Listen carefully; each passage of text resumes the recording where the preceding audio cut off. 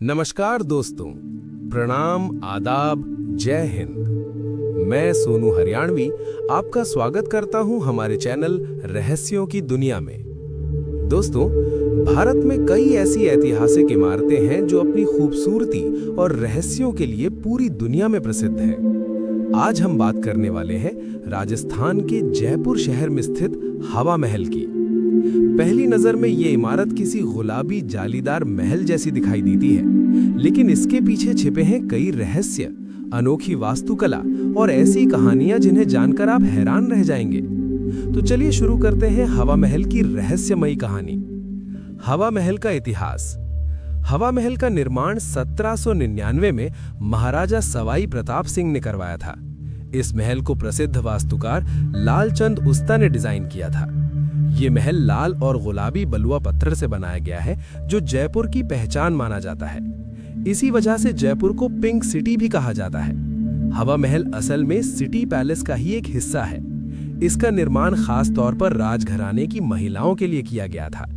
पुराने समय में राजपूत समाज में पर्दा प्रथा होती थी, इसलिए महिलाएं बाहर के त्योहार, जुलूस और बाजार को सीधे नहीं देख सकती थी। इसी समस्या का समाधान था हवा महल। 953 खिड़कियों का रहस्य।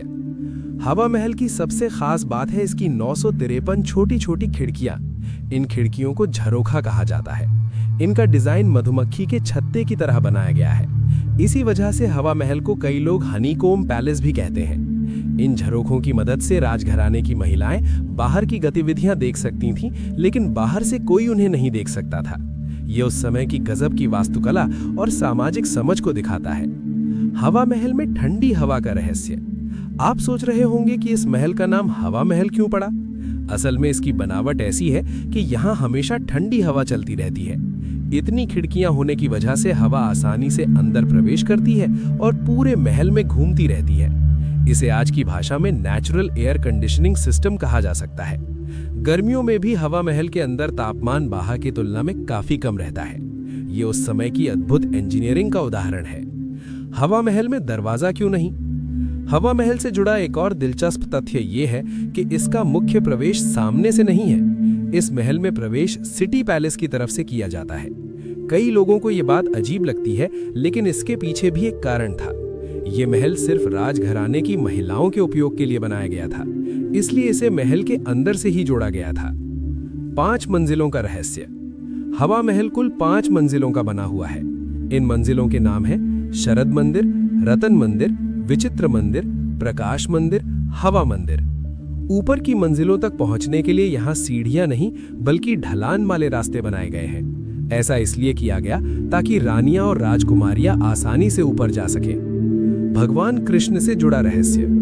कुछ इतिहासकारों का मानना है कि हवा महल की आकृति भगवान कृष्ण के मुकुट से प्रेरित है। अगर आप इस महल को ध्यान से देखें तो इसकी बनावट बिल्कुल मुकुट जैसी दिखाई देती है। महाराजा सवाई प्रताप सिंह भगवान कृष्ण के बहुत बड़े भक्त थे, इसलिए उन्होंने इस महल को उसी रूप में बनवाया। हवा महल से जुड़ी रहस्यमयी कहानियां। हवा महल से जुड़ी कई रहस्यमयी कहानियां सुनने को मिलती हैं। कई स्थानीय लोग कहते हैं कि रात के समय इस महल में अजीब आवाजें सुनाई देती हैं। कुछ लोगों का दावा है कि उन्होंने यहाँ कदमों की आवाजें और फुसफुसाहट भी सुनी है। हालांकि इतिहासकार इन बातों को सिर्फ अफवाह मानते हैं, लेकिन ऐसी कहानियां हवा महल को और भी रहस्यमयी बना देती हैं। हवा महल का अनोखा डिजाइन। हवा महल की ऊंचाई लगभग 50 फीट है। इतनी ऊंचाई होने के बावजूद इसकी चौड़ाई बहुत कम है। ये महल असल में एक बड़ी दीवार जैसा ढांचा है। इसी वजह से कई लोग पहली बार देखकर हैरान रह जाते हैं कि ये एक महल कम और एक खूबसूरत जालीदार इमारत ज्यादा लगता है। हवा महल की खास बातें।